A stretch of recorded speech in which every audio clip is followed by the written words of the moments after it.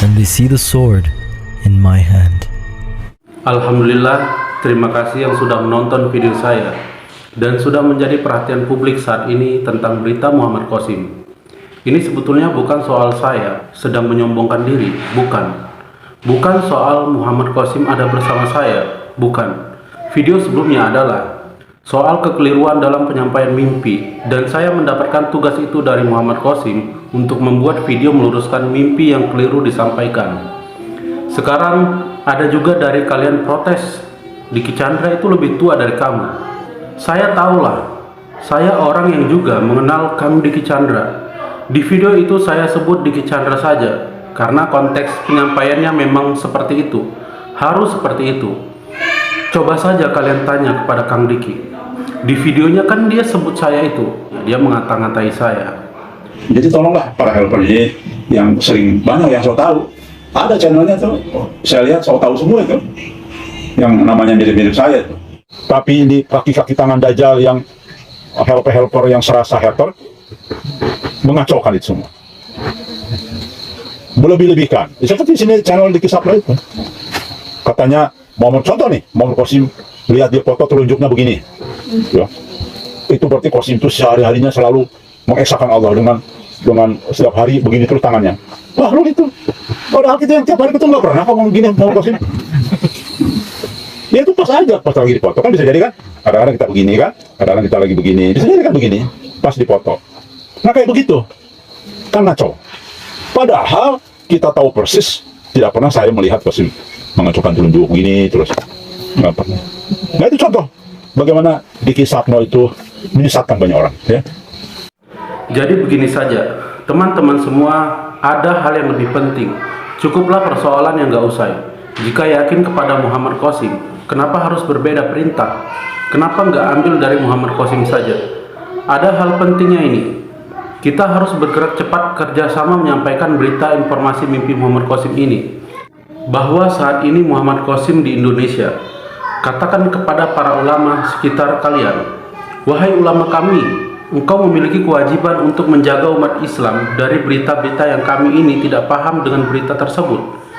Sampaikanlah kepada ulama setempat di daerah kita seperti itu. Beri perumpamaan. Hai ulama, bagaimana jika kabar mimpi Muhammad Qasim ini suatu saat benar? Kita akan menyesal kemudian. Soalnya mimpi yang dialaminya mulai terus menjadi kenyataan. Atau beri juga perumpamaan seperti ini.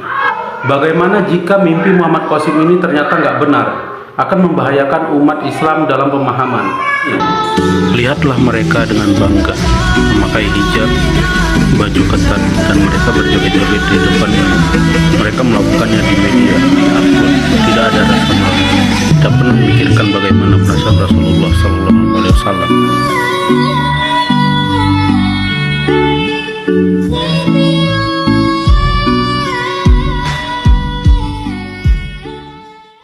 Dari motivasi ini, saya mempelajari sedikit-sedikit dan tetap dalam koridor Islam, panduan Al-Quran dan hadis.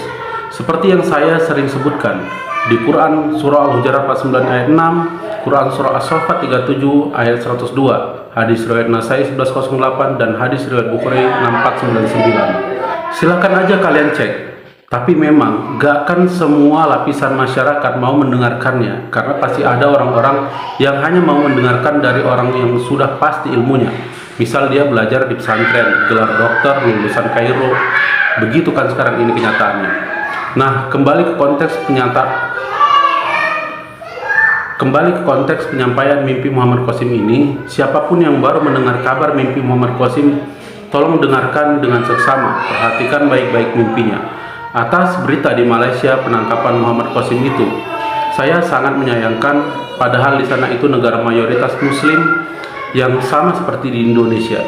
Tapi pihak menteri atau Departemen Agama di Malaysia itu dengan santainya menyampaikan media yang meliputnya, mengatakan telah menangkap seolah seperti sebuah keberhasilan yang telah dicapai dapat menghentikan Muhammad Qasim yang dikatakan menyebarkan kesesatan. Entah dari mana mereka bisa memastikan sesat mimpi ini. Saya katakan kepada Departemen Malaysia bahwa sebetulnya Departemen Malaysia atau yang disebut Jawi di sana, Jawi telah menghambat berita benar yang datangnya dari Allah. Dan itu bukanlah suatu keberhasilan atau pencapaian.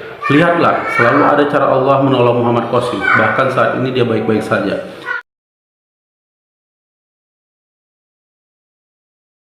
Dahulu ada kisah Nabi Ibrahim mau menyembelih anaknya Nabi Ismail. Itu dari mimpi kisahnya. Dan itu benar mimpi dari Allah. Mungkin kalau mimpi itu turun pada saat ini, tetap akan terjadi pandangan-pandangan yang buruk. Seperti misalkan dikatakan, masa mimpi dari Allah disuruh bunuh anak sendiri? Dari setan itu, nggak mungkin dari Allah. Nah, pasti ada saja yang seperti itu. Sekarang kita bisa lihat faktanya orang-orang menerima berita mimpi Muhammad Qasim. Dan di kisah lain, azan yang dikumandangkan berasal dari mimpi. Dalam mimpi tersebut dikisahkan, Abdullah bin Zaid didatangi seorang berjubah hijau yang sedang membawa lonceng. Semula Abdullah bin Zaid berniat membeli lonceng yang dibawa orang berjubah hijau tersebut untuk memanggil orang-orang untuk sholat.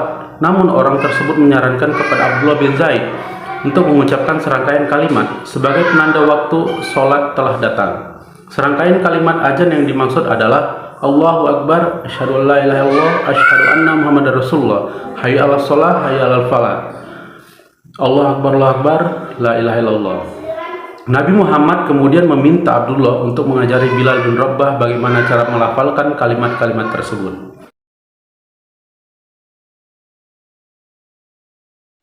Nah, itu kisah lainnya di zaman dahulu soal kebenaran mimpi menjadikan manusia dapat berkomunikasi langsung dengan Sang Pencipta atas kehendaknya berbicara di balik tabir. Jika kalian kurang setuju dengan kisah yang ini karena ia dialami oleh Nabi dan sahabat, ini ada kisah yang didatangkan dari orang biasa. Rencana pencurian oleh penguasa Eropa.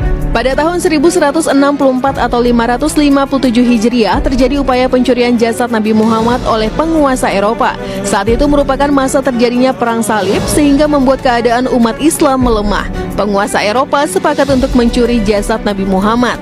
Dua orang menyamar ketika musim haji untuk mencuri jasad Nabi Muhammad.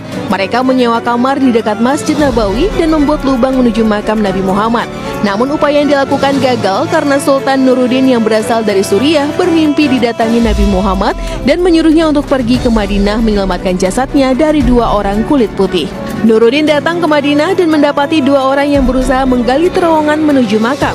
Kedua orang utusan penguasa Eropa itu dibunuh dan jasadnya dibakar di luar Masjid Nabawi.